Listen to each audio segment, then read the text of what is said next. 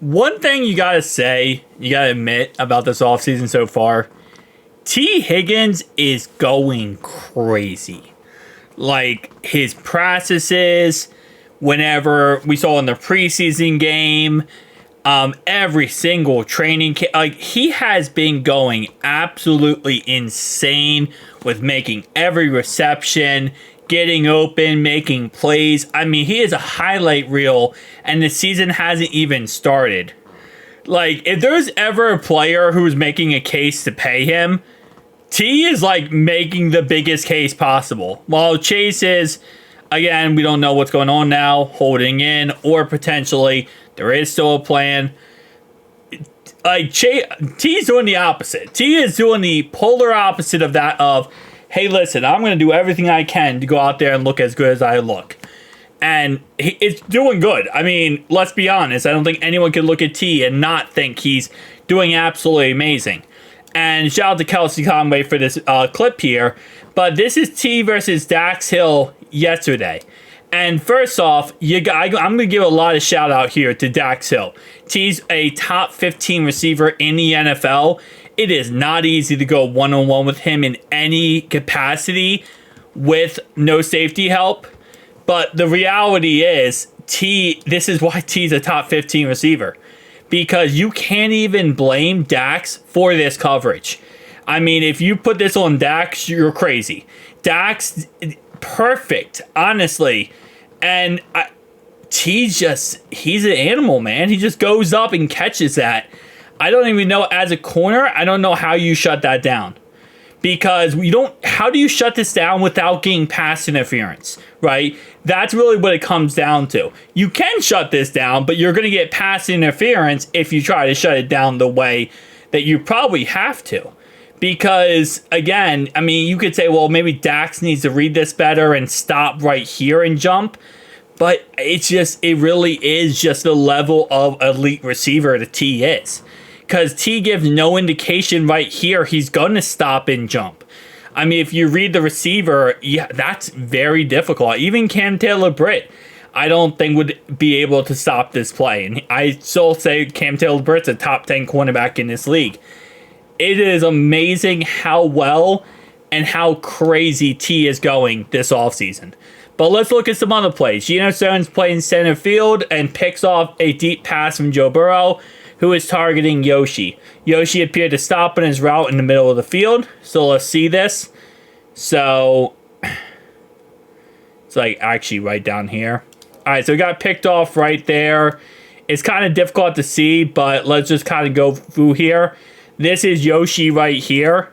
So you can see he does actually stop. So he runs his route right, stops right here, and then keeps going, and Geno Stone really just reads the whole thing the whole way through. Yeah.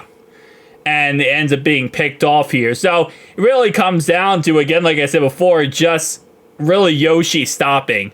So I wouldn't say this is that big of a play there, because, again, it was Yoshi just, I don't know why he stopped, but he probably didn't think the ball was going to him, which, again, in a game, that does happen sometimes. Receivers do stop, but you're never supposed to. You keep running your route to the best of your ability as if you are getting the ball. But this is a red zone grab from Eric All. Okay, Jake Brown. Jake Browning scrambling to the right-hand side here. Throws it off his back leg. Catches the ball with Eric All.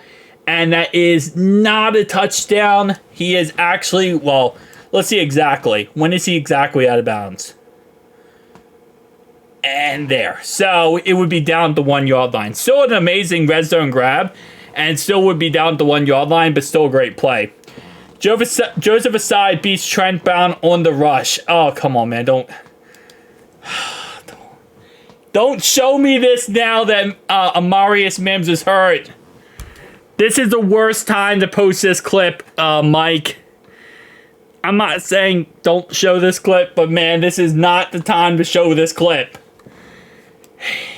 Like, Joseph Ossai is good, though. Joseph Ossai, his biggest thing is injuries.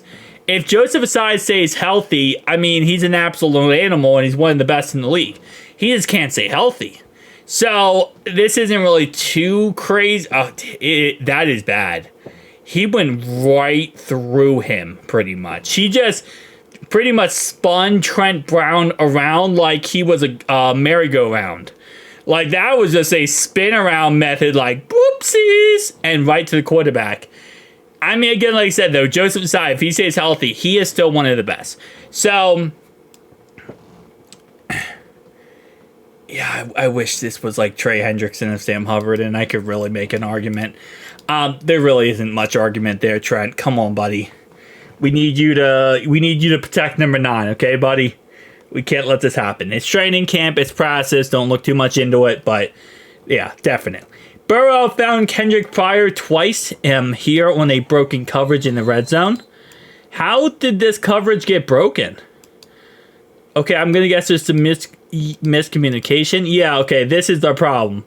Why do we have Dax Hill and Geno, both of these guys here, when we have Mike Hilton on an island out here, when we probably should have Dax over here on the right-hand side? Like, usually, I'm going to guess this is a cover 3 with 3 deep safeties. So, 1, 2, and 3. So, I'm going to guess Mike here is probably in a flat zone. And he's actually really going back in that flat zone. But, yeah, we should never see 2 guys on 1 player here. Like, there needs to be someone over here. This is a corner of the end zone. That's just a miscommunication. Eric all running all in 1-on-7s. Joe Burrow showing off his legs Monday. He's pretty fast. Yeah, I don't think people give him enough, credit. He is definitely pretty dang fast. Chase Brown runs right behind Trent Brown, the new right tackle, with Amarius Mims out Monday on practice. It's so weird to say that, the new right tackle, when it's like he is technically the starter. Amarius Mims has done so good in training camp, so good in practice, that it is now universally just a truth that he was the starter. That just goes to show you one thing. If you ever think training camp doesn't matter or process doesn't matter, that is a wake-up call right there. Because you got a guy who, again, he was a first-round pick.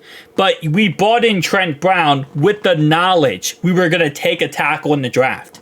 And we'd have him sit behind, Trent Brown. And it was like, okay, well, even if he does good, we're probably still going to go Trent Brown.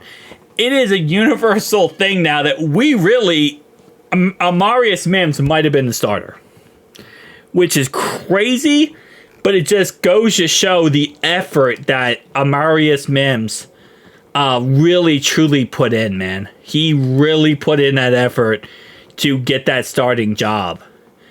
And obviously, yes, it did help a little bit that, Trent was hurt, so that definitely helps out a tad bit, but still, though, absolutely insane. So shout out to Mike, as always, for posting this. Guys, tell me down below your thoughts and opinions. See you guys next one. Good day.